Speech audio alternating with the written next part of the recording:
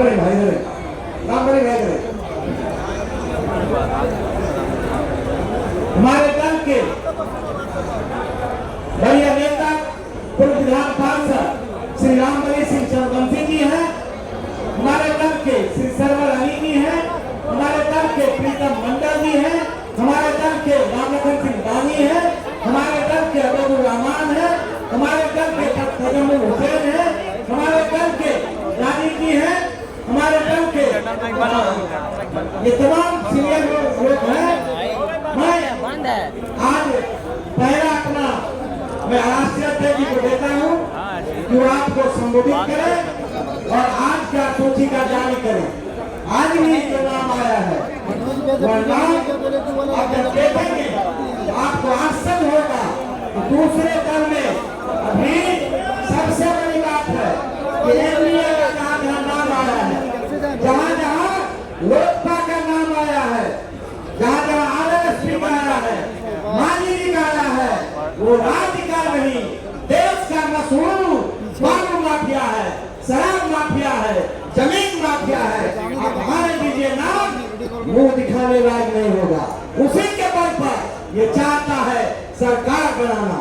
आप सोचिए कि किस तरह से एक तरफ तो लोग जानता था कि राम जी का जंगल राज जिंदाबाद, उसके बारे में कहना नहीं, लेकिन दूसरे तरफ जो बिहार का नया 20 वर्ष चलाया, कैसे चलाया, अब 5 वर्ष में जो मांग रहा है उसमें जब आप जाने में सूची आने वाली है तो भूमि माफिया, शराब माफिया, जमीन माफिया, आज जब भारतीय जनता पार्टी 4 बजे पीसी करेगी तब देखिएगा कैसे कैसे नाम आते हैं। हमारे यहाँ जो नाम है वो समाज के चुने हुए लोग, ऐसे शिल्पी का जिसने समाज को बनाने में अपना पूरा जीवन लगा दिया है।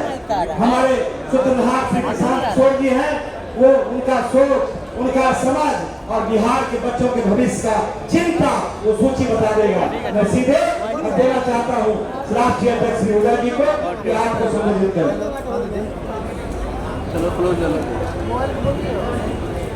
धन्यवाद। नमस्कार मित्रों, आज हमारे दल के प्रत्याशियों की दूसरी श्रृंखला, दूसरी सूची जारी हो रही है। सूची जारी करने से पहले मैं एक ही दो बात कहना चाहूंगा कि अंतोगतवा दोनों ठगबंधन तैयार हो गए हैं।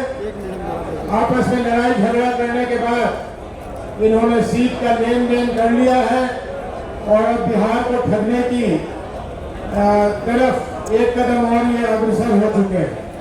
जैसा अभी मुंडा जी ने कहा, उन लोगों की सूची की जो जानकारी आ रही है तो देखकर हैरानी और दुख दोनों एक साथ हो रहा है कि किस तरह के लोगों को अपने प्रत्याशियों के रूप में चुनकर बिहार के लोगों के बीच में भेजना चाहते हैं। अभी जब मैं यहाँ आ रहा था तो मैंने पढ़ा कि आज ही दिल्ली में सीबीआई कोर्ट में लालू जी, तेजस्वी जी और आदरणीय राबड़ी जी के खिलाफ चार्जशीट फाइल कर दिया गया है। चार्जशीट एक्सेप्ट हो गया है कोर्ट में। ये दिखलाता है कि किस तरह के लोग आज तक बिहार में रहे हैं। और दूसरी तरफ आप देखिए कि हम लोग बारी बारी से जो ये सूची जारी कर रहे हैं, इसमें कितनी मशक्कत के साथ, कितनी मेहनत के साथ ये लिस्ट को तैयार की जाती है।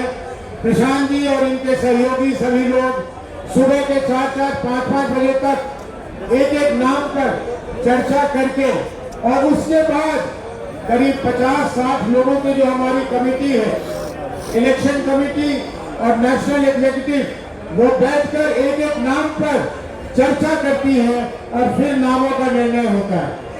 इसलिए मुझे विश्वास है कि बिहार के लोग आपके माध्यम से जानेंगे, बिहार के लोग इस चीज को जरूर इसका स्वागत करेंगे कि उनके बीच जो हम प्रत्याशियों को भेज रहे हैं वो एक से एक प्रत्याशी है जो बिहार विधानसभा में बैठकर एक ऐसी सरकार को बनाएंगे जो सरकार बिहार के लिए अगले 5 वर्षों के लिए काम करेगी।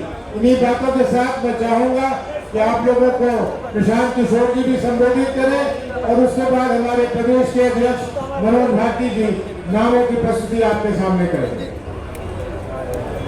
बहुत बहुत धन्यवाद आप सभी साथियों का आज यहाँ समय निकाल कर आने के लिए। बहुत आपको आजकल न्यूज भी कवर करना है, हर पार्टी, हर नेता, हर गठबंधन के यहाँ पहुँचना है, इसलिए हम लोग इस पूरे प्रेस वार्ता को बहुत छोटा ही रखेंगे। मैं आज के विषय पर आऊं उससे पहले मैं आपका परिचय कराना चाहता हूं। भागलपुर के बड़े वकील अभयकांत झा जी का, जो करीब 74 साल की उम्र में जन स्वराज से जुड़ रहे हैं। अब यहाँ वकील तो इस राज्य में बहुत हैं। अभयकांत झा जी की पहचान क्या है? अभयकांत झा भागलपुर के सबसे बड़े वकील हैं, ये इनकी पहचान नहीं है। इनकी पहचान ये है कि बिहार के सामाजिक राजनीतिक जीवन में सबसे विध्वंसकारी जो भागलपुर के दंगे हुए, आप सभी लोग जिन्होंने भागलपुर दंगे के बारे में पढ़ा है, सुना है, उन दंगों में मुस्लिम समाज के जितने लोगों के साथ त्रासदी हुई, ये अभयकांत झा हैं जिन्होंने उन सारे मुस्लिम समाज के लोगों का केस करीब निःशुल्क लड़ा है। और पिछले 30 वर्षों में 850 मुस्लिम परिवार जिनको सरकार ने, व्यवस्था ने उनके हाल पर छोड़ दिया, इसी अभयकांत झा ने अपने सरस्वती की दी हुई कृपा से, अपने विद्वता से न सिर्फ उन 850 परिवारों को बचाया, उनको वहां रिहेबिलिटेट कराया, सरकार से मुआवजा दिलाया। जो लोग बिहार और भागलपुर छोड़कर मेरठ भाग रहे थे, उनको सबको भागलपुर में रहने की व्यवस्था कराई। इसलिए आज इस मंच से मैं अभयकांत झा जी का यहाँ पर स्वागत कर रहा हूँ। और 75 साल में इन्होंने जो नहीं किया, इन्होंने आज तक राजनीति में कदम नहीं रखा। बड़े बड़े दल और नेता गए, आपको बता दें, यहाँ सनातन की बात करने वाले बता रहे थे अभय जी, विश्व हिंदू परिषद के लोग इनके पास गए कि आप ब्राह्मण हैं, आप मुसलमानों का केस क्यों लड़ रहे हैं, लेकिन अपने विचार से हिले नहीं। और 75 साल में कभी राजनीति में कदम नहीं रखा। आज जन स्वराज के इस व्यवस्था परिवर्तन के अभियान का हिस्सा बन रहे हैं। हिस्सा ही नहीं बन रहे हैं, जैसे भीष्म पितामह ने गांधी उठाई थी, वैसे भागलपुर से जन स्वराज के उम्मीदवार भी होंगे। तो एक बार इनका तहे दिल से शुक्रिया कर रहा हूं, इनका अभिनंदन कर रहा हूं। बाकी मैं आपको सिर्फ 2 बात बताऊंगा। सूची बनाने और जारी करने की जिम्मेवारी राज्य के इस पार्टी के नेताओं की है, लेकिन जो हम लोगों ने वादा किया था कि जिस समाज की जितनी संख्या है उसको उतनी भागीदारी जरूर दी जाएगी। और सिर्फ जाति के आधार पर नहीं, हमने कहा था कि जन स्वराज में हर समाज से अच्छे लोग निकाल कर लाएंगे, और जब बहुत सारे लोग हो जाएंगे तो उसमें से तय किया जाएगा कि हर समाज का अच्छा आदमी इसका भागीदार बने। तो जब 243 की सूची पूरी होगी तो शायद ही कोई बिहार का समाज बचेगा जिसकी भागीदारी नहीं होगी। लेकिन बिहार में सबसे बड़ी आबादी अति पिछड़ा समाज की है, और मैंने मंच से घोषणा की है कि 70 अति पिछड़ा समाज के लोग चुनाव इस बार जन स्वराज की व्यवस्था से लड़ेंगे। अगर उनके पास, कुछ साथियों के पास साधन नहीं है, उनको साधन भी दिया जाएगा, उनका प्रशिक्षण भी किया जाएगा। उसी वादे के तहत आज जो सूची जारी हो रही है और पिछली जो सूची जारी हुई है, आज कुल 66 नाम जारी किए जा रहे हैं। 66, इससे पहले 51 नाम जारी किए गए थे। सॉरी, इस बार 65 आज हो रहा है, पहले 51 हुआ है, तो दोनों मिलाकर 116 सीट हुआ। 116 में 25 रिजर्व है, आरक्षित सीटें 25 जो हम लोग रिजर्व घोषित कर रहे हैं, बच गई 91। 91 में 31, 91 में 31 अति पिछड़ा समाज को भागीदारी दी गई है। बिहार के इतिहास में किसी मेन स्ट्रीम पार्टी ने आज तक अति पिछड़ा समाज के लोगों को इतनी बड़ी भागीदारी कभी नहीं दी। लोगों ने यहाँ सामाजिक न्याय का नारा लगाया है, जातियों की राजनीति की है, लेकिन आज तक किसी भी दल ने 1/3 भागीदारी अति पिछड़ा समाज की नहीं दी है। और अभी देखिए मैं नाम ले रहा हूं, और यहाँ पर अति पिछड़ा समाज के एक बहुत बड़े नेता रामचंद्र सहनी जी आ रहे हैं, इनका मंच पर स्वागत कीजिए। आज ये भी जन स्वराज का हिस्सा बन रहे हैं। आइए आइए आइए, एक आप एक पढ़ दें।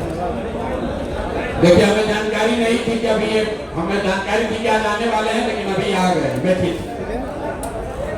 तो जब आपकी नीयत ठीक होती है, तो जब मैं वही चर्चा कर रहा हूं कि बिहार के इतिहास में पहली बार कोई दल 1/3 सीट अति पिछड़ा समाज को दे रहा है, तो अति पिछड़ा समाज के बहुत बड़े चेहरा रामचंद्र सहनी जी सुगौली ईस्ट चंपारण के, आप में से कुछ लोग जानते होंगे, मंच पर आए हैं।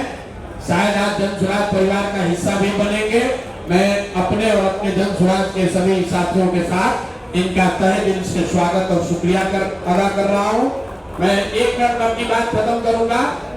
आज की सूची को लेकर 116 नाम जो जारी हुए, उसमें 25 रिजर्व हुआ, 91 सीट जो जनरल कैटेगरी की जारी हो रही है, उसमें 31 ईबीसी समाज के लोग हैं, 21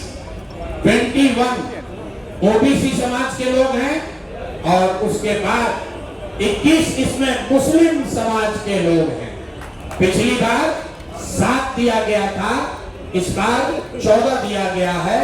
तो जो बात हम लोगों ने जन स्वराज में कहा है कि जिस समाज की जितनी संख्या है, उस समाज से उतने लोगों को ढूंढकर, आग्रह करके, समझाकर, मदद करके, हाथ पकड़ के लाएंगे और उनको बिहार की इस व्यवस्था परिवर्तन के अभियान का हिस्सा बनाएंगे। मैं चाहूंगा कि अब सूची जो आज की है वो हम लोग के राज्य के अध्यक्ष माननीय मनोज भारती जी आपके सामने रखेंगे।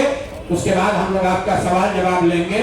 अगर आपकी सबकी अनुमति हो तो 2 लाइन रामचंद्र सहनी जी से ये अपनी बात रखेंगे, और अभय जी कैसे इन्होंने 850 भागलपुर के दंगे से पीड़ित मुस्लिम परिवारों के लिए इन्होंने कैसे मदद की है, अपना परिचय अगर ये 2-2 मिनट दे देंगे तो हम सब उसके लिए अनुग्रहित होंगे। बहुत बहुत धन्यवाद। अभय कांत जी पहले बोलेंगे, फिर माननीय सहनी जी बोलेंगे, उसके बाद आज के 65 लोगों की सूची हम लोग के राज्य के अध्यक्ष माननीय मनोज भारती जी आपके सामने जारी करेंगे।